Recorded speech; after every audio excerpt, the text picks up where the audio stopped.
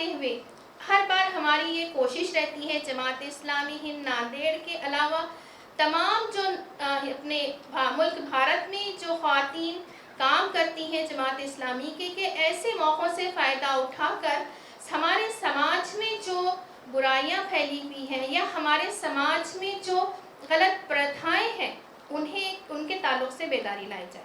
और जैसे कि हम जानते हैं कोविड-19 की वजह से बहुत सारी पाबंदियां आयद हो चुकी हैं, हम प्रोग्राम्स नहीं ले सकते, इसलिए हमने इस प्रेस कॉन्फ्रेंस का इनेकाद किया है ताकि इसके ज़रिए से हम अपनी बात एक वसी पैमाने पर, बहुत छोटे यानी ज़्यादा पैमाने पर एक मास मीडिया के मास कम्युनिकेशन हम इसका करें। तो हम ये देखते हैं कि आज जो इंडिया में, हमारे मुल्क भारत में वुमेन्स की सिचुएशन है, चाहे वो एजुकेशन के ताल्लुक़ से हो, चाहे वो हेल्थ के ताल्लुक़ से हो, इसी तरीके से हम ये देखते हैं कि हमारी जो रियासत है महाराष्ट्र, तो महाराष्ट्र में सबसे पहले जो है हमारे पास स्त्री भ्रूण हत्या, दुख्तर-कशी के ताल्लुक़ से सबसे पहले जो कानून बना वो महाराष्ट्र में बना। 1988 में महाराष्ट्र में ये कानून बना और फिर उसके बाद 1994 में केंद्र सरकार ने ये कानून बनाया और फिर उसका इम्प्लीमेंटेशन करके हम ये देखते हैं कि PNDT एक्ट 2003 ये भी सारे मुल्क में जो है नाफिज।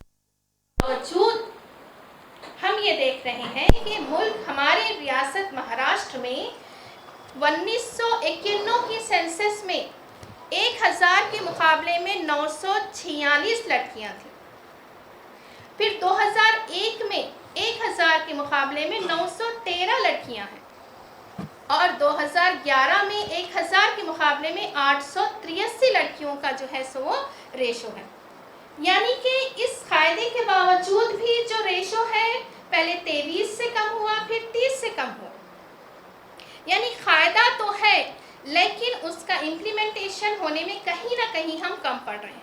तो वो क्या कमी है? तो वो हमारी मानसिकता को बदलने की, अवाम में बेदारी लाने की ज़रूरत है। कानून बनाने से चीज़ें नहीं बदलती, जब हमारी सोच बदलती है, जब हमारे अंदर उन चीज़ों का शऊर आता है, तब वो चीज़ें जाकर बदलती हैं। तो यही बात हम बताना चाहते हैं इस ज़रिए से कि हमको अपनी ये चीज़ समझने की ज़रूरत है कि हमको अपनी मानसिकता बदलनी है। अब ये देखना होगा कि ये कौन सी चीज़ें हैं जो इसके लिए वजह बनती हैं। तो हम ये देखते हैं कि सबसे बड़ी चीज़ जो है वो गुर्बत है, गरीबी है। फिर उसके बाद हम ये देखते हैं कि हमारे पास जैसे ही लड़की पैदा होती है, सबसे पहला सवाल, अब इसके लिए हम जहेज़ का इंतज़ाम कैसे करेंगे। हमारी ये जो हुंडा प्रथा है, इस हुंडा प्रथा भी एक वजह है जो स्त्री भ्रूण हत्या का कारण बनती है। तो हमको सारी चीज़ों को एक स्टेप बाय स्टेप हमको सारी चीज़ों को दुरुस्त करने की ज़रूरत है। हुंडा प्रथा को ख़त्म करने की ज़रूरत है। ये हुंडा प्रथा ही है जो डोमेस्टिक वायलेंस का सबब बनती है। हुंडा प्रथा है जो लड़कियों, औरतों को कत्ल तक उसकी वजह बनती है। तो इस हुंडा प्रथा को करने की ज़रूरत है। उसके बाद हम ये देख रहे हैं कि ख़वातीन के लिए हमारा मुल्क एक गैर महफूज मुल्क बनता जा रहा है। ये भी एक बहुत बड़ा सवाल है। 4 साल की लड़की से लेकर 40 साल की लड़की हमारे मुल्क में महफूज नहीं, और ये जो बता रहे हैं कि 20 मिनट में एक औरत का जो है सो यहाँ पर रेप होता है। तो ये चीज़ें हैं जो तशवीश का बास है, तशवीशनाक है, और इस पर हम सबको गौर करने की ज़रूरत है कायदे। और हमको इस बात की भी ज़रूरत है कि हम गवर्नमेंट को ये फोर्स करें कि इसके ख़िलाफ़ सख्त से सख्त कायदा बनाया जाए और उसके ये जो केसेस होते हैं उसको जल्दी से जल्द उनकी सुनवाई हो, और जो मुजरिम हैं उन्हें फौरी सज़ा दी जाए ताकि इस पर प्रतिबंध लगे। तो ये जो सारे मसाइल हैं, दुख्तर-कशी हो गई, एजुकेशन हो गया, उसके अलावा हेल्थ के जो मसले हैं, लड़कियों के साथ इम्तियाज़ी सलूक है, ज़िना बिल जब्र के वाक़यात हैं, हम ये चाहते हैं कि इन पर रोक लगाई जाए। हम एक बेदारी इसमें लाना चाहते हैं और हम ये बात बताना चाहते हैं कि आखिर ये चीज़ें क्यों होती हैं। तो इन चीज़ें होने का जो सबब है वो ये है कि हमने उन तालीमात को भुला दिया है जो हमारे पैदा करने वाले ने हमको दी है। ये ऐसा नहीं कि ये सिर्फ ख़ास किसी कंट्री के लिए, ख़ास किसी धर्म के लिए, किसी के लिए नहीं है। 1450 साल पहले हमारे मालिक और पैदा करने वाले ने औरतों को सारे हुकूक दे दिए हैं जो आज वुमेन राइट्स के तौर पर हमको दिए जा रहे हैं। उसको जीने का हक़ है, उसके साथ बेहतरीन हुस्न सलूक करने का हक़ उसको हासिल है, उसको तालीम का हक़ हासिल है, उसको विरासत का हक़ हासिल है, उसे तहफ़्फ़ुज़ का हक़ हासिल है। तो हम ये बात इस माध्यम से बताना चाहते हैं कि हमको आज उन तालीमात को, उन गाइडलाइंस को और उनको समझने की और उसका इम्प्लीमेंटेशन करने की ज़रूरत है। और ये समझते हुए कि it's not only for Muslims, ये सिर्फ मुसलमानों के लिए नहीं है, बल्कि ये एक इंटरनेशनल क़ानून के तौर पर हम इसको, इन चीज़ों को इम्प्लीमेंट कर सकते हैं और इन चीज़ों को अपने लागू कर सकते हैं ताकि हमारा समाज एक बेहतर समाज बन सके और वो निस्फ बेहतर जो है उसको तहफ़्फ़ुज़, एहतराम और इज्जत मिल सके। दुसरी एक बात आणि एक गोष्ट सांगायची मला विसरली मी की आता ह्या 24 तारखेला आम्ही कलेक्टर साहेबांना पण मेमोरंडम देणार आहोत की स्त्री सुरक्षेसाठी आणि या भ्रूणहत्येला संपवण्यासाठी एक मेमोरंडम आम्ही 24 तारखेला कलेक्टर साहेबांना पण देण्याचं आम्ही सगळं महिलांकडून ठरवलेलं आहे.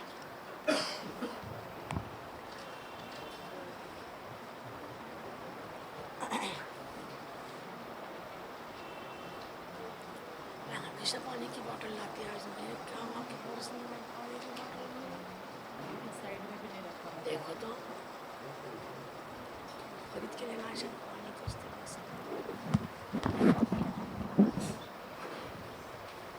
आप लोग सवाल कर सकते हैं। अल्लाह आसानी करे। जलील है तो पूरा संभाल लेती, जलील साहब तो पूरा संभालता तो जरा संभालो नहीं जी, अभी ये सवाल ना करेंगे तो भी दे सकते हैं। तो मैं बोल रहा हूँ थोड़ा सा सपोर्ट आना पड़ता की ज़रूरत क्या है?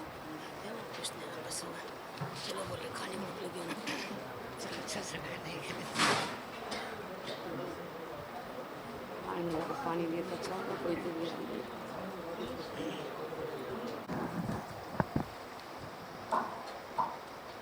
असं काही नाही आहे, पण मुलींचं प्रमाण आमच्याकडे जास्तच आहे. पण मुलगी झाली म्हणून कुणी असं जे आहे काही भ्रूणहत्या करत नाही, याचा आमच्याकडे रेशो नाहीच आहे. तुम्ही पाहत असाल त्याप्रमाणे पुष्कळसं म्हणजे अतिशय कमी प्रमाणामध्ये तुम्हाला या ठिकाणी असं दिसेल एखादा दुःख एखादा व्हा, पण आमच्याकडे शक्यतो असं कोणी होतच नाही. मुलींचं प्रमाण जास्तच आहे, जास्तच आहे. सर्वात प्रथम तर हे जहेज आणि आत्महत्या दोन्ही इस्लाममध्ये मान्य नाहीत. पैगंबरांनी सांगितलेलं आहे विवाह पद्धती अतिशय सोपी करा. विवाहाला एक पवित्र बंधन म्हटलं गेलेलं आहे. विवाह अत्यंत आवश्यक आहे आणि विवाहामुळेच सगळी ही अश्लीलता सगळं संपून जाणार आहे, नैतिकता कुठं खराब होणार नाही या ठिकाणी. दुसरी गोष्ट, विवाहाला इतकं सोप्या पद्धतीने करा की हुंडा द्यायचा नाही, हुंडा घ्यायचाही नाही या ठिकाणी. आणि दुसरी गोष्ट, तुम्ही प्रश्न विचारला होता की आत्महत्या, आत्महत्या हे केव्हा होती? ज्यावेळेस अधिकाराचं हनन केलं जातं. अधिकाराचं हनन होतच नाही आहे ना या ठिकाणी, त्याच्यामुळे आत्महत्येचा काही नाही. आमच्याकडे मला असं वाटतं की मुस्लिम मीडियनमध्ये की अल्पसंख्यामध्ये आमचं की 0% आत्महत्या असली तरी चालेल असं वाटतं, कारण याला मान्यताच नाही आहे. कुठं आत्महत्या करायचा प्रश्नच येत नाही आहे, कारण तिला सगळी सवलत दिली गेलेली आहे. तिला जमत नसेल तर ती खुला घेऊन आपला विवाह बाजूला करू शकते. तिला तलाक घेण्यासाठी तिला तिला कुठल्याच प्रकारचं बंधन नाही या ठिकाणी. ती एकदा आपल्यामध्ये ती नियमामध्ये शर्यतमध्ये राहून आपलं सगळे नियम व्यवस्थित ती घालू शकते. त्याच्यामुळे आत्महत्येच्या ठिकाणी प्रश्नच येत नाही आहे. आणि मुलींमध्ये तसे संस्कार केले जातात की अपयश पचवण्याची ताकद त्यांच्यामध्ये ठेवली जाते आणि तेवढी सक्षम केली जाते त्यांना बालपणापासूनच. त्याच्यामुळे एखादा अपयश आलं तर मुली अशा प्रकारचं पाऊल, टोकाचं पाऊल उचलायला पुढे येतच नाहीत शक्यतो. दहेज के लिए जो उपकरण ज्यादातर आता ह्या ठिकाणी औरत ही नजर आती है। आता या ठिकाणी एका स्त्रीचं भ्रूणहत्या करण्यामध्ये एक स्त्रीच असते. या ठिकाणी तुम्ही म्हणाल की आता औरत का दुश्मन बनली. अशी मानसिकता बदलण्याला थोडा वेळ लागेल, म्हणूनच आम्हाला पुढे यायचे. अशा ज्या केसेस आल्यात, मालिक तर पुन्हा बदलावं लागेल.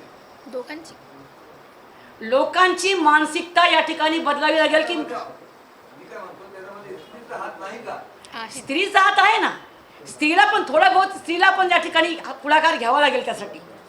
जेव्हा एक स्त्रीची सासू एखादी घेतल्यामुळे एखादी स्त्रीने आत्महत्या केली असतो, एखादी केस अशी नगण्य असू शकेल. स्त्री देखील स्त्रीची कधी होऊ शकते, क्योंकि एखाद्या आत्महत्येमध्ये किंवा एखाद्या त्या भ्रूणहत्येच्या केसेसमध्ये पण एखादी स्त्रीचा एखादं ऑपरेशन करून भ्रूणहत्या सुद्धा करू शकते. हो सकतं असं अल्प प्रमाणामध्ये, खूप कमी प्रमाणामध्ये. पण अभी सेंट्रल गवर्नमेंट ने जो लड़कियों की शादी की उम्र 18 से बढ़ा के 21 किया है, तो इसके क्या असरात होंगे, इस फैसले को किस तरह से देखा जा रहा है? मुश्किल खूप सुंदर प्रश्न विचारलाय मला याचा. मला वाटलंच होतं की असा पत्रकार कोणीतरी मला प्रश्न विचारायचं म्हणून, पण मी मराठीतून सांगते किंवा हिंदीमधून मराठीमधून. हे पहा, हे जे वय वाढवलंय, तर हे वय वाढवण्यामागचं माझ्या डॉक्टर मॅडम पण सांगतील, पण मला असं वाटतं की ही तफावत ग्रामीण आणि शहरी भागामध्ये वेगळी आहे. विवाहाचं वय ग्रामीणमध्ये लवकर केलं जातं, शहरी भागामध्ये विवाह लवकर होत नाहीत. ही आमच्याकडची तफावत आहे, हे सत्य आहे थोडंसं. पण पूर्वीच्या काळी मुली मॅच्युअर्ड व्हायची वय मर्यादा होती त्यांची 12, 13, 14 वर्षाच्या नंतर त्या मॅच्युअर्ड होत होत्या. आणि आज मुली 10, 11, 12 वर्षामध्ये मॅच्युअर्ड होत चालले आहेत. जर का त्यांना 18 वर्षापर्यंत लग्न नाही, 20 वर्षापर्यंत लग्नासाठी थांबवलं गेलं, तर एकंदरीत हा किती वर्षाचा 8, 9, 10 वर्षाचा काळ आहे. म्हणजे त्या मुलीनं आपल्या सेक्शुअलला आपल्याला किती कंट्रोल करावा लागेल याचा आम्हाला विचार करावा लागेल. सायन्टिफिक वैज्ञानिक दृष्टिकोनातून विचार करावा लागेल याचा आम्हाला. जर का ती मुलगी परिपक्व आहे, ती आपलं त्या लग्नाला तयार आहे, मग तरी देखील तिच्यावरती जर बंधनं घातली गेली अशी, तर त्याचा वाईट परिणाम कुठं होणार आहे ह्याची आम्हाला कल्पना येणार आहे पूर्ण.